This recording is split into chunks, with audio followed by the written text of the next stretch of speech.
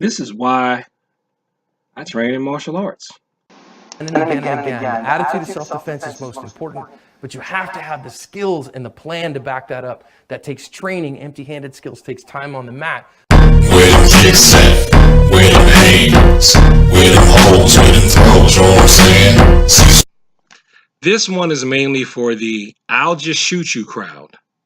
And it ought to be a warning for the crowds of employers who leave single employees at their business around a bunch of cash late at night without some security professional there to protect them. Skills and the plan to back that up. That takes training. Empty-handed skills takes time on the mat. Firearm skills take time, not just going to the range, but going to class. Make sure that you have them so that if this ever happens to you, you have not only the attitude, but the skills and the plan to end the threat and cover your ass. This is John with today's active self-protection lesson out of Santa Ana, California. Here we're going to see an armed robbery where for no good reason, the robber is going to badly assault his victim. And we're going to learn important lessons out of this one, but let's watch first, then we'll come back and talk about it. So it's 11 p.m. and this guy has come into a business that is open quite late and demanded money from this woman. And when she doesn't immediately comply, he starts beating her with his firearm. And now she didn't have enough empty hand skills to get from being pistol whipped. Now, maybe a lot of people probably don't have good empty hand skills enough from being pistol whipped, but I think if she'd had some martial arts training, it's particularly stuff dealing with striking, she'd have been able to handle that pistol whipping. But, you know, again, that's me here Monday morning quarterbacking.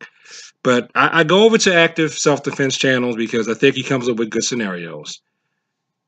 And even he says, you need empty hand skills. That's something I wish I could really convince more people of. Because I know people that have guns, know people, they may be able to carry a gun or shoot, or they carry a weapon. And they always feel like whether it's their knife or it's their gun, that they're always going to be able to get to their gun and their knife all the time. And I keep telling them, why don't you just learn some martial arts? So that way, if you can't get to your knife, you can't get to your gun, if it's someone that you don't want to shoot or stab, you have options. That's all I'm saying. I just want you to have options. And you know, if you're going to be working a dangerous job, especially if you're a woman, you know, staying out until 11 o'clock at night around a bunch of cash that somebody might want to steal, I think you should have a gun. Also might want to have some pepper spray. Also should take some martial arts lessons. If you want to learn what style to take, you can take mine because I try to bring in the best from Taekwondo and Judo. But there are plenty of styles that you could take. It would really all boil down to your instructor. You know, does he or she let you have some engagement while also explaining what and why and how the techniques are for, and someone who knows how to delineate between sports and traditional.